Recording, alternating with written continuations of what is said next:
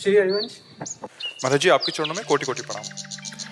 महाराज जी, एक उपासक कह रहे थे कि भजन करते समय कभी कभी उनका मन बहुत आनंद महसूस करता है, परंतु उस स्थिति में भजन धीरे धीरे रुक जाता है। महाराज जी, उपासक उस स्थिति में क्या करे? भजन पकड़े कि भजन छोड़ दे?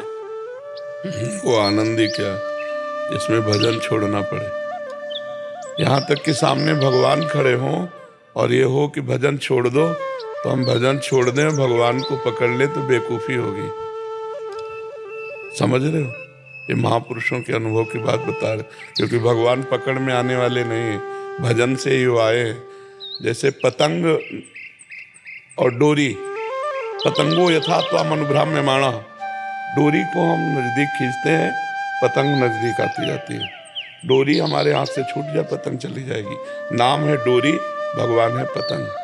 कभी भी नहीं। आनंद में तो और उलझ करके भजन होता है। आनंद की उमगन में तो परमात्मा आनंद जब बढ़ता है ना, तो अशुभ प्रवाह होने लगता है, रोमांच होने लगता है। भगवान की सुंदर मनोभावमयी मूर्ति सामने होती है और उपासक उनसे बात करता हुआ, रोता हुआ उनका सुमिरन करता है। ऐसा कौन सा आनंद आया भैया जिससे नाम छूट गया, भजन छूट गया? हमें तो जीवन में ऐसा अनुभव नहीं हुआ। जो चीज प्रिय लगती है उसे और पाने की इच्छा होती है या त्यागने की इच्छा होती है? रबड़ी अच्छी लगेगी तो रबड़ी का स्वाद लेने में रबड़ी को हम फेंक देंगे क्या? क्योंकि रबड़ी से ही तो स्वाद आ रहा है। तो भगवदानंद की जो अनुभूति हो रही है वो हमें भजन से हो रही है। हम भजन छोड़ दें और भगवदानंद तो कितनी देर टिकेगा वो भगवदानंद? ऐसा भगवदानंद कैसा जो भजन से रुचि कर दे। समझ पा रहे हो? क्या आनंद ऐसा आया तुम्हें? और कोई साधक नहीं, आप ही साधक हो। क्या आनंद है महाराज जी, कुछ समय के लिए जैसे मन ऐसा लगता है। अरे तुम कुछ समय की बात करते, घंटों देह का वो शुद्ध नहीं रहता, लेकिन क्या नाम छूट जाएगा क्या? जैसे दिल धड़कन रुक गई तो मर जाएंगे, ऐसे नाम छूट जाए तो हमारा जीवन का अभ्यास किस काम का? नाम विस्मरण तद विस्मरणेन परम व्याकुलतेति, देवर्षि नारद जी कह रहे। तस्मात् शास्त्रम प्रमाणम ते कार्याकार्यो व्यवस्थित हो। केवल अपनी अनुभूति काम नहीं करती, उसमें शास्त्र प्रमाण होना चाहिए। तो देवर्षि नारद जी कहते हैं तदर्पिता अखिलाचारिता तद विस्मरणेन परम व्याकुलतेति। समस्त आचरण भगवान को अर्पित हो और उनकी जरा सी भूल में हम व्याकुल हो जाए। भागवत के 11 स्कंद में लिखा हुआ है कि वही भगवान का महान भक्त है जो त्रिभुवन की राज्य लक्ष्मी देने पर आधे पल के लिए भी भगवान का विस्मरण न करे, आधे पल के लिए भी। तद विस्मरणेन परम व्याकुलतेति। कैसी बात करते हैं? भगवान को ऐसा कोई आनंद है जो भगवान के स्मरण को बाधित कर दे? ऐसे हमें आनंद की जरूरत नहीं। अभी तो आप भजन की बात कर रहे हो। एक नवीन उपासक गोपी भाव का सिद्ध पुरुष गोपी बनकर के श्री लीला राज्य में प्रवेश किया, तो युगल सरकार राधा कृष्ण रास करके पुष्प शैया पर शयन कर रहे हैं और उसकी बड़ी गुरु रूपा गोपी ने उसको पंखा दिया कि रास से श्रमित होकर प्रिया प्रीतम उस कुसुम शैया पे विश्राम कर रहे हैं, तू पंखा कर।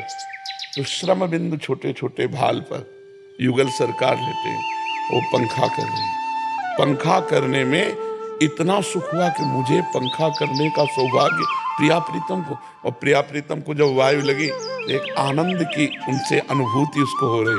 इतने में जड़ता संचारी भाव आ गया, उस आनंद को भोगने लगी और पंखा रुक गया। तो उसकी गुरु रूपा गोपी आई और झटक कर बाहर कर दी कि तू सेवा की अधिकारिणी नहीं, तू सेवा सुख में डूब गई और सेवा रुक गई।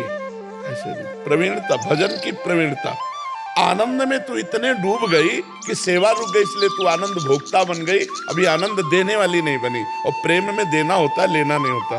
प्रेम एक गूढ़ विषय होता है और ये भजन मार्ग प्रेम मार्ग है। इस चाहे आत्मरति हो या श्री कृष्ण रति हो, यहाँ देना ही देना है।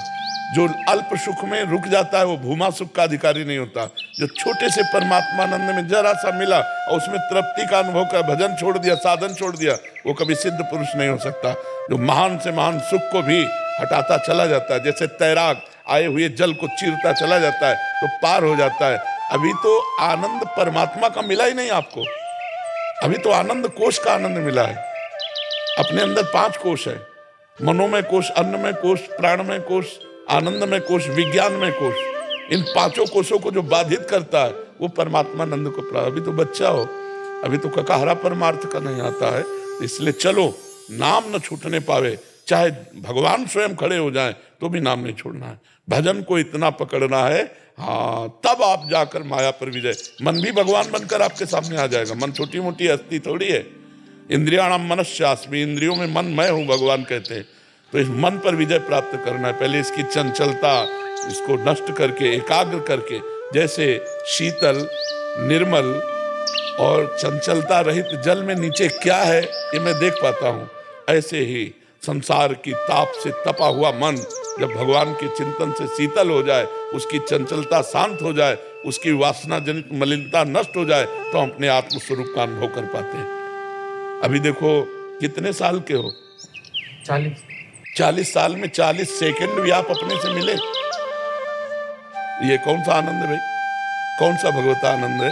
जब उनके अंश आप हो, आप अपने को नहीं जानते, तो उस परमात्मा का आनंद कैसे आपको प्राप्त हो गया? समझ पा रहे ना? मतलब वो समुद्र है, अभी ओसों के चाटने से प्यासे नहीं बुझा करती। ओस समझते हैं ना? ओस के चाटने से प्यास नहीं बुझती। हम परमात्मा के अविनाशी अंश हैं, हमें जब तक परमात्मा आनंद नहीं मिलेगा तब तक विश्राम नहीं। जैसे हनुमान जी के समुद्र पार करने में मैनाक पर्वत आया तो उन्होंने कहा राम काज कीन्हे बिनु मोहि कहाँ विश्राम। और राम काज की पहचान जब लौट के आए और बगीचे के फल खाने लगे तो सुग्रीव को सूचना पहुंची, तो उनका बिना भगवान का कार्य किए ऐसा नहीं हो सकता था। और जब हनुमान जी आए तो मुख प्रसन्न तन तेज विराजा और कीन्हेस रामचंद्र कर काजा। हर समय अखंड प्रसन्नता व अद्भुत तेज, इसका मतलब सिद्ध पुरुष हो गया है, भगवान को प्राप्त हो गया है। मुख प्रसन्न तन तेज विराजा कीन्हेस रामचंद्र कर काजा। तो जब तक भगवान का दिया हुआ पूरा साधन सिद्ध ना हो जाए तब तक साधक को सुख नहीं भोगना चाहिए।